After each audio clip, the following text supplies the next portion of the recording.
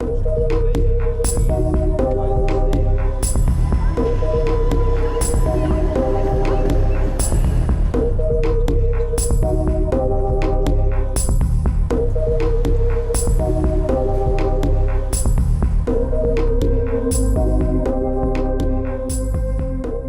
did you leave Sudan, if we can ask this question? Yeah, it's okay. I was a lawyer in Sudan doing human rights law. I used to have my private law firm. It exists since 2011.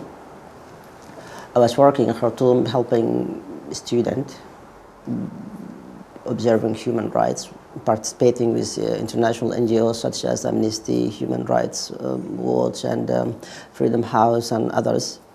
I used to work with activists. I used to support a particular group in Sudan called GRIFNA. This is youth group which is working for social and political change in Sudan. I used to be their lawyer.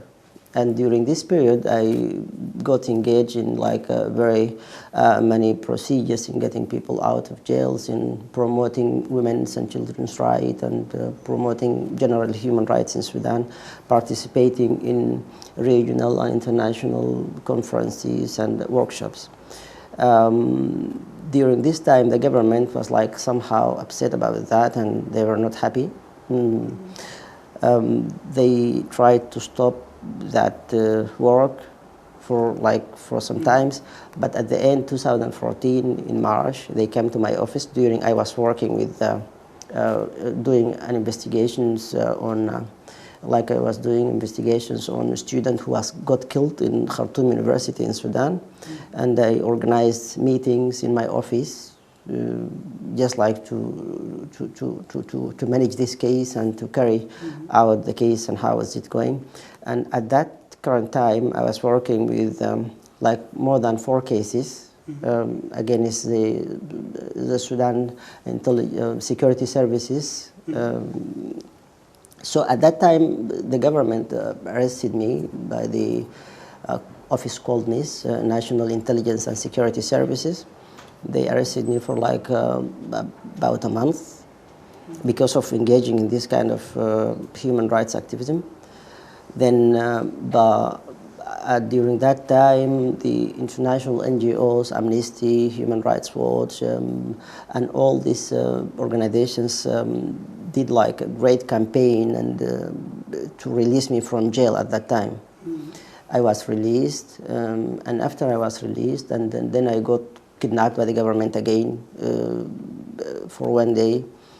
So the organization with which I was working, they said, no, you have to leave Sudan because otherwise you'll be found just killed or something like that.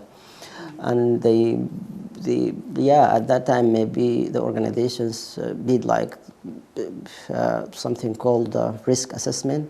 And they said maybe if you travel through the airport, you will be maybe blacklisted and then you'll be arrested again. They said we could just help you to travel through Ethiopia.